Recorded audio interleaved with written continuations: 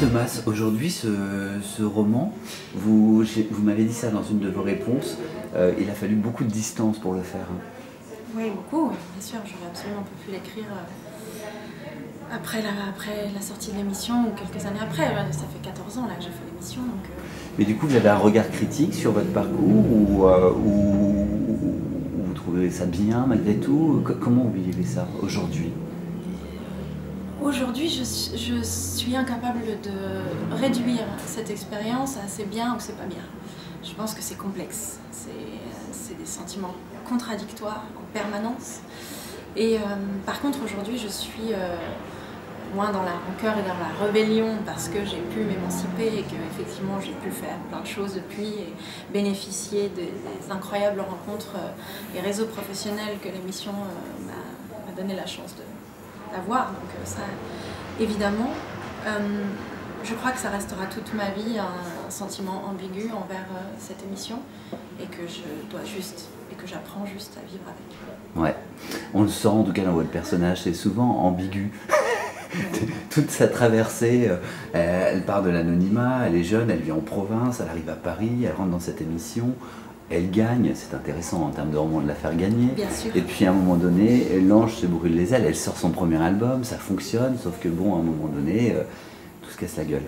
Bien sûr. Mais... Et comment on se relève? C'est la question que vous posez. Alors effectivement, je n'ai pas voulu jouer sur le suspense, il s'agit effectivement de la naissance et de la mort programmée de cette star. Mais parce que je crois que la mort est clairement programmée à la base même du système et du mécanisme, puisqu'il s'agit de fabriquer des stars à la chaîne. Donc effectivement, bon, il y en a certaines qui s'en sortent, qui sont peut-être plus malines, qui ont plus de talent ou qui ont plus de chance.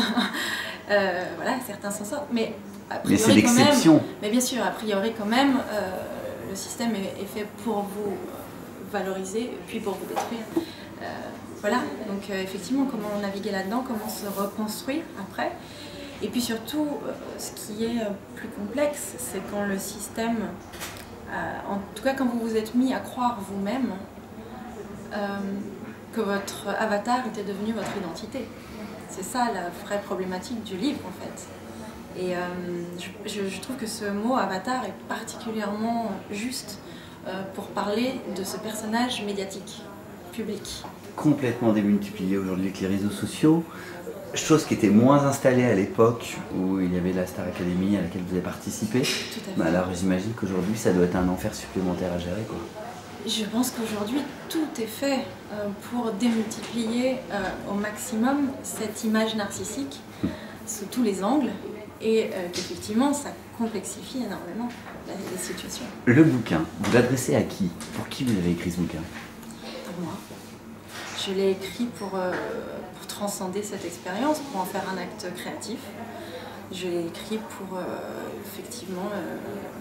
Alors ça c'est réussi, hein. Et c'est pas de la flatterie, je vous ai lu, je suis très étonné. Je trouve qu'il y a une vraie langue, c'est très fluide. Et puis alors dans la construction on a les trois parties.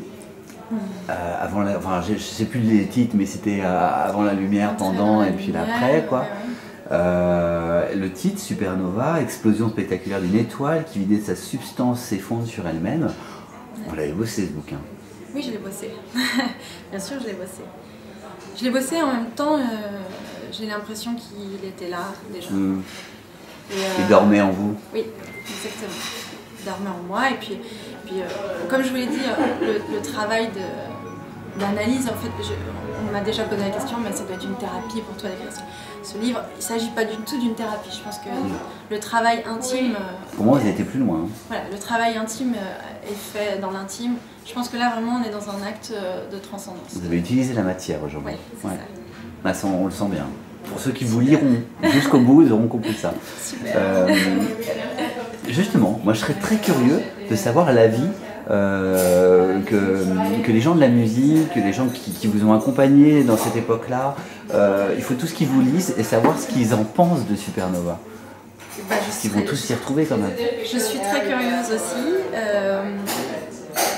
Déjà, le fait d'en parler à mon entourage, à mes copains qui ont vécu l'expérience avec moi aussi, a été très positif. Enfin, tout le monde... C'est même incroyable de penser que ça s'est fait que maintenant, quoi. Un roman là-dessus, ça n'a jamais été fait. plus facile de se raconter en tant que bio, en tant que...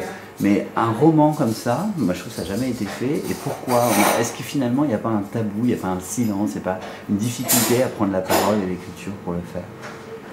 Je ne sais pas s'il y a un tabou. Je ne crois pas que ce soit une question de tabou, en tout cas social. Je pense que c'est plutôt un tabou personnel. Je pense que les gens qui ont vécu cette expérience-là ont envie de continuer à la rêver. Et oui, il faut assumer. Hein. Voilà. Soit à la rêver, soit à la rejeter, totalement. Et moi, j'essaye d'être dans l'entre-deux. Dernière question, et on s'arrêtera là-dessus, Emma Domas. Supernova, c'est votre roman, votre premier roman chez Scrinéo. Nous, on a adoré, c'est pour ça qu'on est là. Pour quel, à votre avis, que doit retenir le lecteur dans sa majeure partie? Je crois que ça dépendra énormément du lecteur Évidemment, lui-même. mais vous, il y a quand même un truc, une valeur essentielle à travers ce bouquin que vous voulez transmettre. Je crois que ce bouquin, il va au-delà de cette histoire de célébrité. Je pense que ça parle de notre rapport à nous-mêmes et de la façon dont on s'aime, en fait. Et je pense qu'effectivement, on est de plus en plus sur le développement de la séduction. Et je crois qu'il faut recentrer le curseur et le cadrage sur l'estime de soi. Voilà. Je crois qu'il faut effectivement faire en sorte de ne pas se trahir et faire en sorte de chercher la lumière, cette lumière extérieure là qu'on cherche dans ce faisceau de projecteurs, la chercher en soi. Emma Domas, un grand merci pour cet entretien. Supernova, c'est votre premier roman aux éditions Scrinéo et c'est en librairie. Merci beaucoup.